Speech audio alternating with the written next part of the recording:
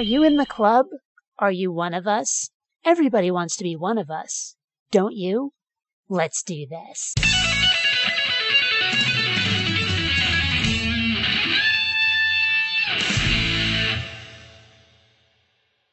Greetings, fellow space travelers. BionicDance here.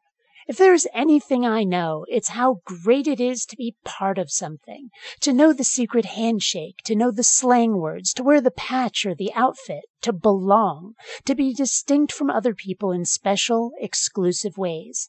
Think of people wearing gang colors and what that means to them. Think of the military with all of the code words and the camaraderie. I was never a soldier, but I've seen people who've never met but were in the same branch become immediate friends on no basis other than their service. It's like they knew each other.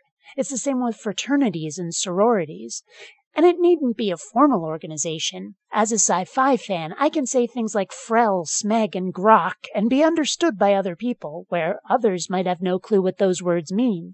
And 4 of my 10 tattoos are symbols or insignia from various sci-fi shows and movies, which only some people will recognize. Being part of a fandom is at least a little similar. Even people who've never met can immediately find common ground on that basis. They might disagree on what's good or bad, but they'll understand things that non-fans won't. Being a fan of a sports team is similar. Now imagine being part of the team, knowing the hand signals in baseball, for example, not to mention wearing the uniforms. When I lived in Seattle, I was part of a goth community. I was never really goth myself, but most of my friends were, and if I wore black, I could fit in. And Seattle's goth community is kind of casual compared to most others I've seen. I remember going to a goth coffee shop called the Orifice, which many of us called the Fish. It's unfortunately closed now, and I miss it. There was a goth coffee night, which we called Goffy. And at the club we went to, there was a night called Die. So if someone asked you what you were going to do that night, you could tell them, I'm going to die. And there was an extension of that event where we'd all go out for Vietnamese noodle soup first and then go to the club. And we called it Pho Goth and Die. That was some seriously fun shit, and it was like being part of something. So when someone is part of a religion, is it really any different? You belong to a community with its own culture and connection. There are gestures like crossing yourself. There are catchphrases like blessings or prayers. And there is definitely clothing and rituals specific to each religion or sect within a religion. There are rules of behavior, gatherings, buildings in which to gather. And one of the major goals of a religion is comfort and security, knowing one is going to an afterlife of paradise protected by their deity. And they describe atheism as separation from their God. Part of religion certainly seems to be connection and culture. And one has to ask whether a huge part of the resistance to atheism is a reluctance to leave the club, the familiarity, the sense of belonging.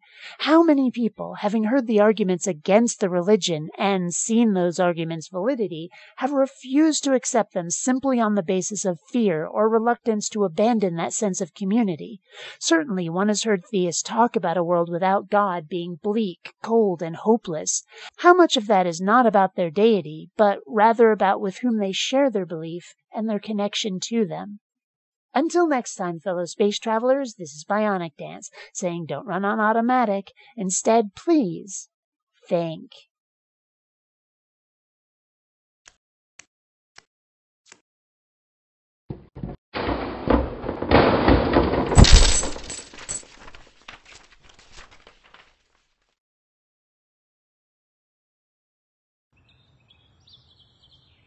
Not rating and subscribing has been found to cause obesity, acne, and male pattern baldness in laboratory rats.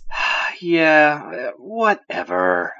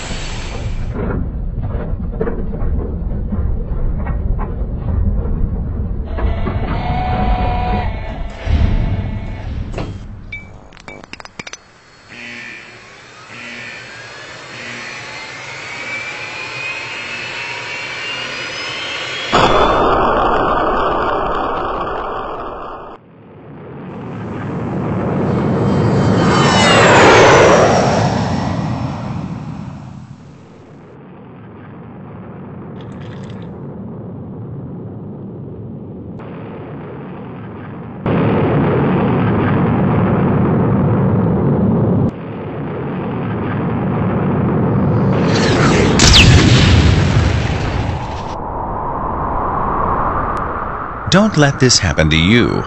Be sure to rate and subscribe.